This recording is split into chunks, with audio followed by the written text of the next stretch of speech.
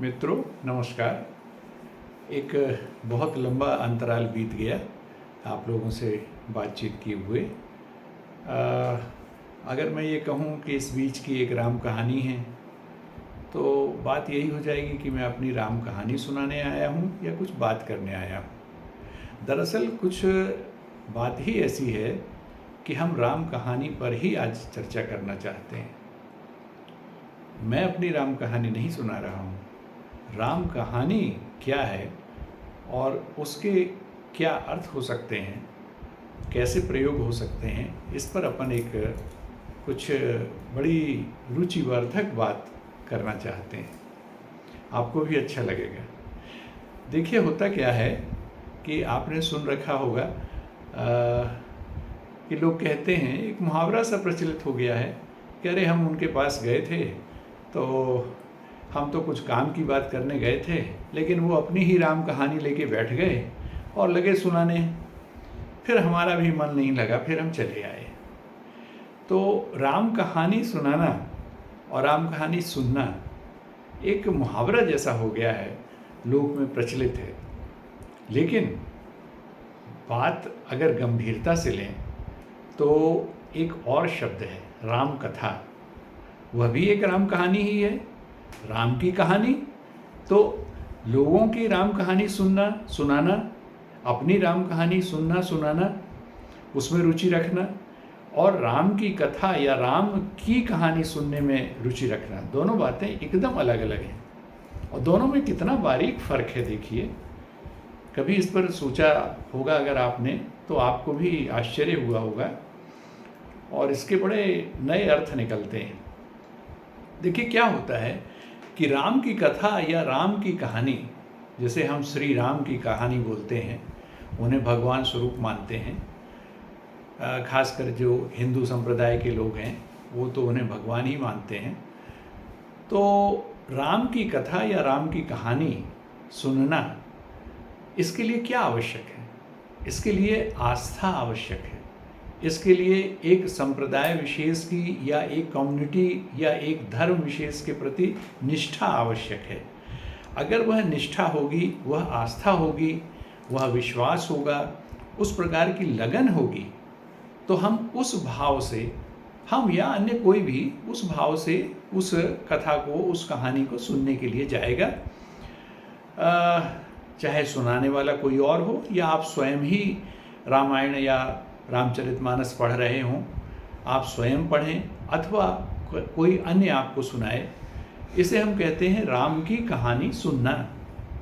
तो राम की कहानी सुनने के लिए धार्मिकता एक आपकी ऐसी आवश्यकता है, जिसको आप ये कह सकते हैं कि बिना उसके, बिना निष्ठा के, बिना आस्था के यदि आप राम की कहानी सुनने जाएंगे, राम की कथा सुनने जाएंगे, तो मुझे नहीं लगता कि आप उससे उतने अधिक प्रभावित हो पाएंगे।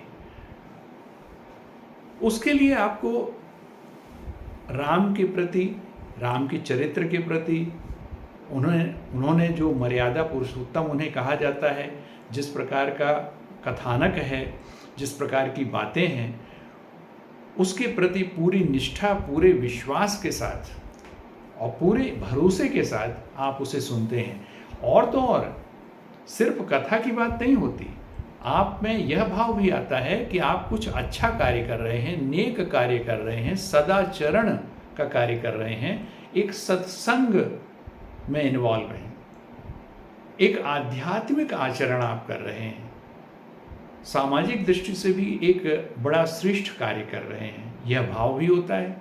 यानी उसमें उसका एक मूल्यांकन भी आप पहले से ही कर बैठते हैं, और तब यह राम की कथा या राम की कहानी आप सुनते हैं। अब दूसरी तरफ आए, राम कहानी, हम दूसरे की राम कहानी क्यों सुने? हम किसी अड़ोसी पड़ोसी की, अपने मित्र की, या अपने किसी ऐसे व्यक्ति की, अपरिचित व्यक्ति की, जिससे हम रेलगाड़ी में चलते हुए सहयात्री के रूप में मिल गए और वह अपनी राम कहानी सुनाने लगा, तो हम क्यों सुनते हैं? राम कहानी जब हम सुनते हैं जो राम की कहानी नहीं है। देखिए दोनों में फ़र्क है। तो यह जो राम कहानी हम सुनते हैं, जैसे एक मुहावरे का रूप मिल गया है जो लोक में प्रचलित है, तो हम यह भी नहीं देखते कि हम किस संप्रदाय के हैं, हिंदू हैं, मुस्लिम हैं, ईसाई हैं या अन्य किसी धर्म के अनुयायी हैं। किसी भी धर्म के अनुयायी हों, यह किसी की भी राम कहानी हो सकती है। एक इस्लाम को मानने की वाले की भी राम कहानी होगी। अगर आपका कोई मुस्लिम दोस्त है और आप उससे मिलने गए और वह उसको अपनी जीवन की बातें या कुछ ऐसी बातें, अपने दैनंदिन बातें सुनाने लगा, अपने अनुभव, तो आप यही कहेंगे वहाँ से, अरे हम गए थे रहमान अली के पास या खां साहब के पास या मोहम्मद जी के पास या अमुक अमुक के पास, और वो अपनी राम कहानी सुनाने लगे। अब देखिए यहाँ धर्म इन्वॉल्व नहीं हो रहा है, यहाँ धर्म के प्रति आस्था कहीं यह विषय ही नहीं है। ना आस्था है, ना विश्वास है, ना कहीं कोई धार्मिकता है। यह राम कहानी है उस व्यक्ति की अपनी कहानी, जो किसी भी धर्म का अनुयायी हो सकता है। आपके ही धर्म का या हिंदू धर्म का ही अनुयायी हो, यह कतई आवश्यक नहीं है, फिर भी हम उसे राम कहानी कहते हैं। लेकिन इसके लिए आवश्यक क्या है?